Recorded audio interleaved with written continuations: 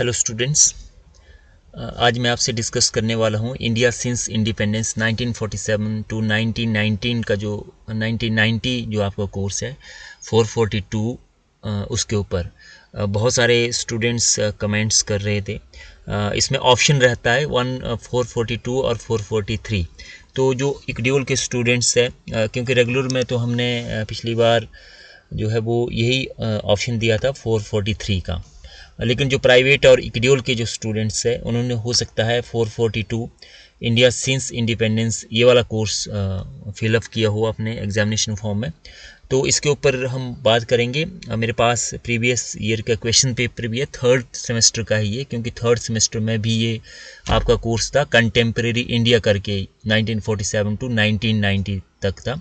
इस बार सिर्फ इसका जो है वो टाइटल चेंज किया है। पहले कंटेम्प्रेरी इंडिया था, इस बार इंडिया सिंस इंडिपेंडेंस कर दिया गया है। तो सेम इसमें टॉपिक है, तो उसके ऊपर भी मैं बात करूंगा और कौन कौन से टॉपिक इम्पॉर्टेंट है आपके एग्जामिनेशन पॉइंट ऑफ व्यू से और किस तरह से उसको तैयार करना है आपने, उसके ऊपर भी हम बात करेंगे। तो यूनिट वाइज आप उसी तरह से सिलेक्ट कर लीजिए जैसे हमने पहले डिस्कस किया था प्रीवियस वीडियो में।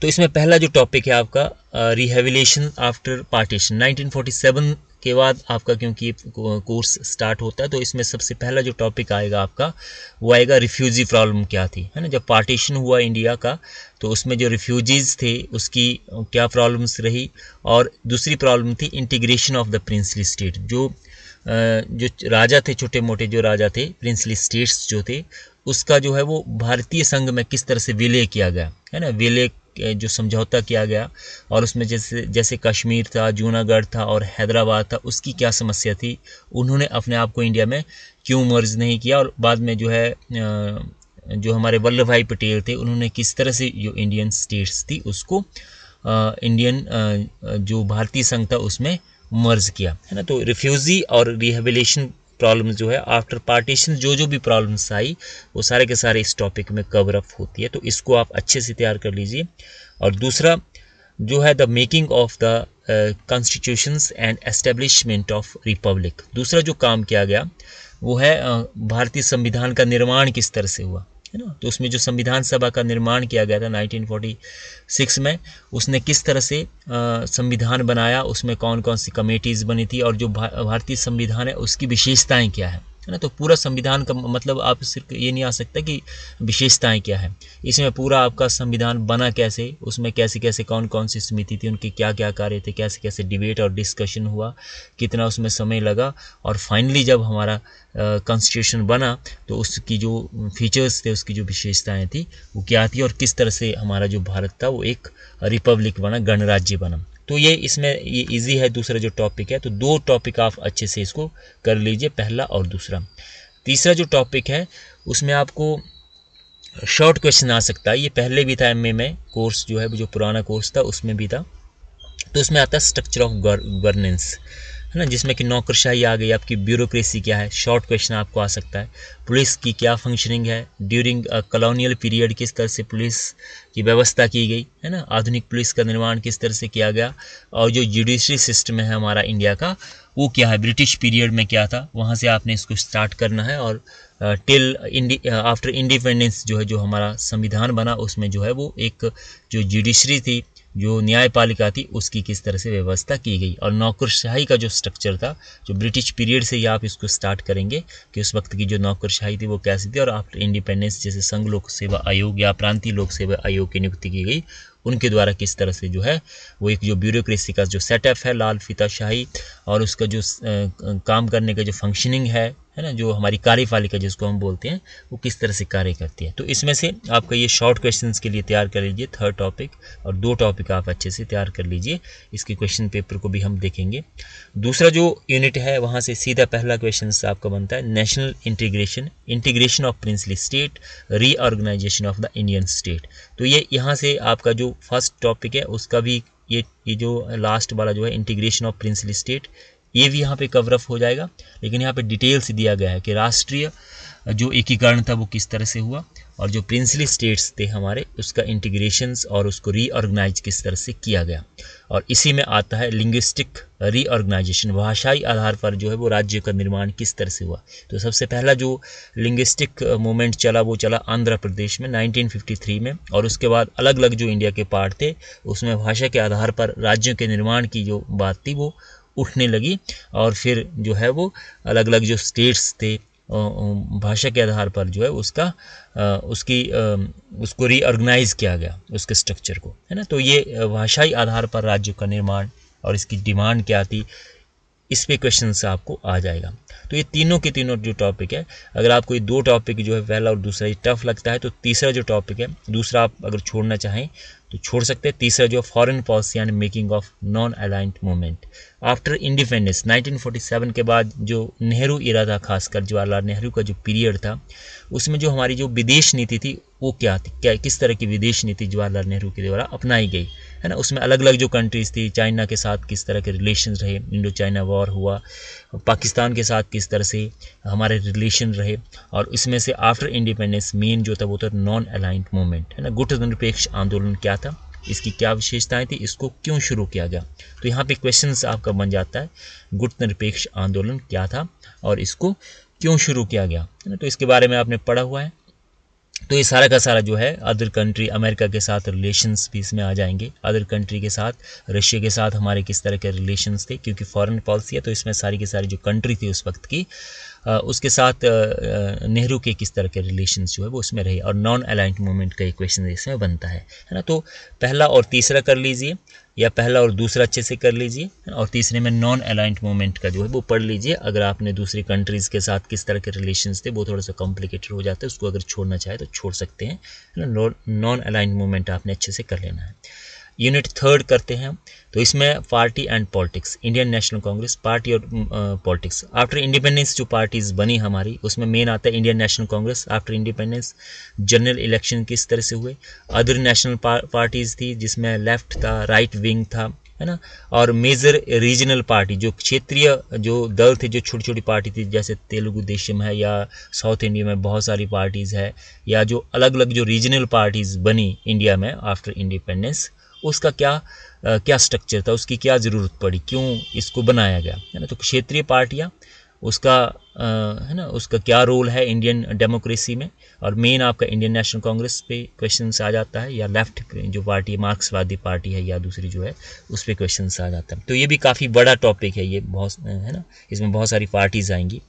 तो इसको अगर आप नहीं करना चाहें तो 8th जो टॉपिक है ईजी है, इलेक्टोरल सिस्टम क्या था, major trends in Indian national general elections 1951 से लेकर 1977, है ना। भारत की चुनाव प्रणाली की विशेषताएं क्या है, और जो पहले जनरल इलेक्शन हुए 1951 में, है ना, 51 और 2 में, वहाँ से लेकर 77 तक जो आपका इलेक्शन कमीशन ऑफ इंडिया है उसका इलेक्टोरल सिस्टम किस तरह का है हमारा, क्या उसमें रूल रहता है ना। तो उसका फंक्शनिंग भी आ सकती है, उसका स्ट्रक्चर भी आ सकता है इलेक्शन कमीशन ऑफ इंडिया का, है ना। तो इसको आप अच्छे से कर लीजिए। और लास्ट है आपका जेपी मूवमेंट एंड एमरजेंसी, जो आपका इंदिरा गांधी के अगेंस्ट एक मूवमेंट चला था बिहार में जिसको कि जेपी आंदोलन कहा जाता है, जयप्रकाश नारायण, उसका किस तरह से राइज हुआ, और एमरजेंसी जो लगाई गई वो क्यों लगाई गई और उसका क्या उसमें रहा, है ना, उसके अगेंस्ट जो जेपी मूवमेंट चला उसका क्या रोल रहा। तो इसको अगर आप छोड़ना चाहें तो छोड़ सकते हैं, लेकिन जो आपका ये जनरल इलेक्शन है इसको अच्छे से कर लीजिए, और इंडियन नेशनल ये जो पार्टी एंड पॉलिटिक्स है इसको थोड़ा सा देख लीजिए, जनरल सा आइडिया आपको हो जाएगा, इसको आप देख सकते हैं। फिर 4th यूनिट में आपका आ गया कम्युनलिज्म्स एंड इंडियन पॉलिटिक्स, सांप्रदायिक राजनीति क्या है और भारतीय राजनीति में इसका क्या मतलब, क्या ड्रॉबैक रहे हैं, क्या रूल रहा है ना। सांप्रदायिक राजनीति की शुरुआत होती है मुस्लिम लीग की स्थापना के साथ, क्योंकि ब्रिटिशर्स ही इसके लिए रिस्पॉन्सिबल थे। तो ये मुस्लिम लीग से आप शुरू कर सकते हैं। फिर आपका जो है वो आगे आएगा, है ना, किस तरह से 2 नेशंस थ्योरी दी गई 1940 में, मुस्लिम लीग की जो कार्रवाई थी, डायरेक्ट एक्शन डे मनाया गया, और फाइनली किस तरह से जो मुस्लिम लीग थी उसका जो एजेंडा था फाइनली जो वो किस तरह से ये जो सांप्रदायिक राजनीति थी इसके कारण ही हमारा जो इंडिया था उसका पार्टीशन होता है ना। तो 1906 से लेकर आपका 1909 का एक्ट भी आ जाएगा, सेपरेट इलेक्टोरल सिस्टम की बात की गई थी इसमें, और खिलाफत आंदोलन किस तरह से चला असहयोग आंदोलन के साथ, वो सारे के सारे पॉइंट्स आपके आ जाएंगे। और मुस्लिम लीग का एजेंडा, जिन्ना की जो कार्रवाई थी, उसके जो 14 फार्मूलाज थे या जो भी उसमें हुआ, उनके जो अधिवेशन हुए मुस्लिम लीग्स के, वो किस तरह से सांप्रदायिक दंगे बाद में हुए और किस तरह से फाइनली जो है वो भारत जो पार्टीशन हुआ। तो इसमें आ सकता है कि इंडियन पार्टीशंस के क्या कारण थे, क्या सांप्रदायिक राजनीति के कारण भारत का पार्टीशन हुआ, इसे रोका जा सकता था, नहीं रोका जा सकता था। तो इस तरह का क्वेश्चंस आपको यहाँ पे एक बनता है ना, तो इसको आप कर लीजिए। अगर इसको नहीं करना चाहें तो फिर economic policies and trends of development, concept of mixed economy after independence. Economy का जो हमारा कंसेप्ट था, इसमें मेनली जवाहरलाल नेहरू का रोल रहता है।